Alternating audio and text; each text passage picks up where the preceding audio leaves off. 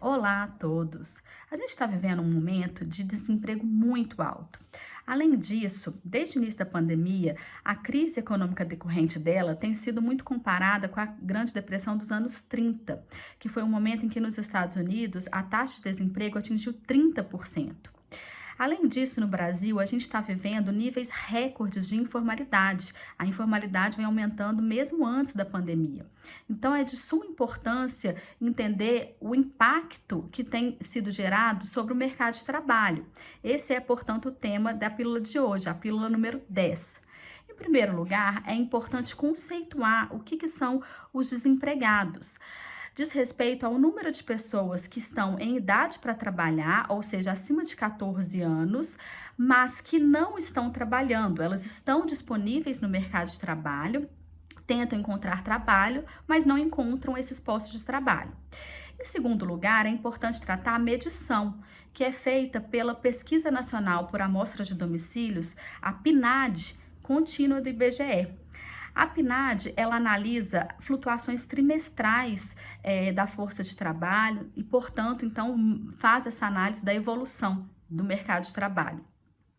A PNAD, ela trata o desemprego por meio da desocupação. Então, ela faz a análise da chamada taxa de desocupação, que diz respeito, que é chamada, então, da taxa de desemprego aberta. Como que ela é medida? É a porcentagem de pessoas que estão na força de trabalho, mas que estão desempregadas. Então, essa é a taxa de desemprego no Brasil. Então, é importante a gente categorizar. A gente tem, então, as pessoas que estão fora da força de trabalho, por exemplo, estudantes, dona de casa, né? A gente tem pessoas que estão abaixo da idade de trabalhar, né? E a gente tem, então, os desempregados, que são essas pessoas que têm idade para trabalhar, estão procurando emprego, mas não estão encontrando. Esse percentual, essa taxa de desocupação, é a taxa de desemprego aberta, então, ela no primeiro trimestre de 2020, ela alcançou ali 12,8% mais ou menos. E agora, no segundo trimestre de 2020, ela aumentou para 13,3%, tá? Esse é o maior nível em 3 anos.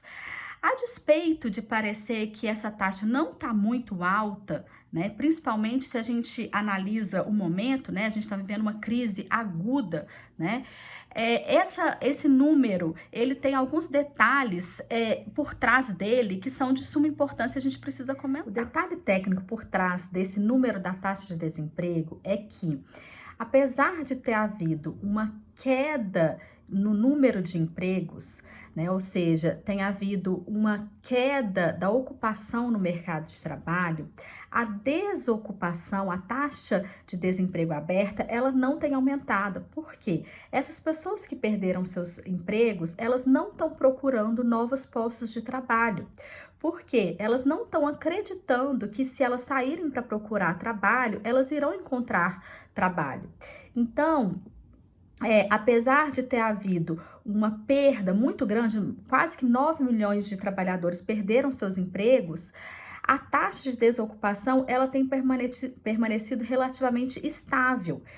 Isso significa que quando essa crise sanitária e econômica melhorar um pouco, essas pessoas que perderam seus empregos, elas irão voltar a procurar trabalho e, portanto, a taxa de desocupação vai aumentar muito, né? Então, nesse momento, tem havido um desemprego oculto por conta desse cenário de crise. Um terceiro elemento importante para se tratar é a questão da assimetria no mercado de trabalho.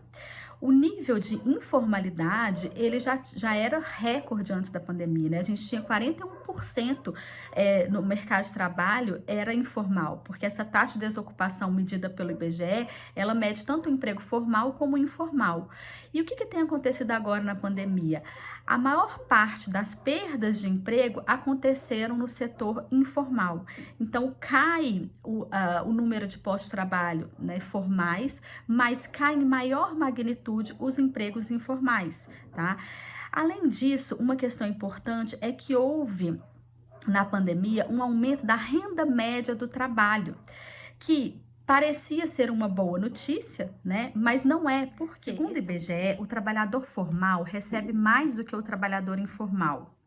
Como os empregos que mais reduziram, que mais foram perdidos, foi justamente dos informais, então é justamente quem recebe menos é que está deixando de trabalhar. É por isso que tem havido, então, um aumento na média dos salários, e por isso essa notícia do aumento da renda média, né, que parece ser positivo, mas na verdade não é, porque acontece por conta dessa perda maior dos trabalhos na informalidade. Finalmente, agora mesmo para fechar, é um elemento de suma importância a vulnerabilidade dos informais, porque os informais são os que mais são atingidos pela crise, e é justamente essa população que não tem respaldo das leis trabalhistas, eles não têm garantia, porque eles não recebem seguro-desemprego, a licença médica remunerada, FGTS. Então, é salutar tratar as medidas do governo para amenizar esses impactos tão fortes no mercado de trabalho,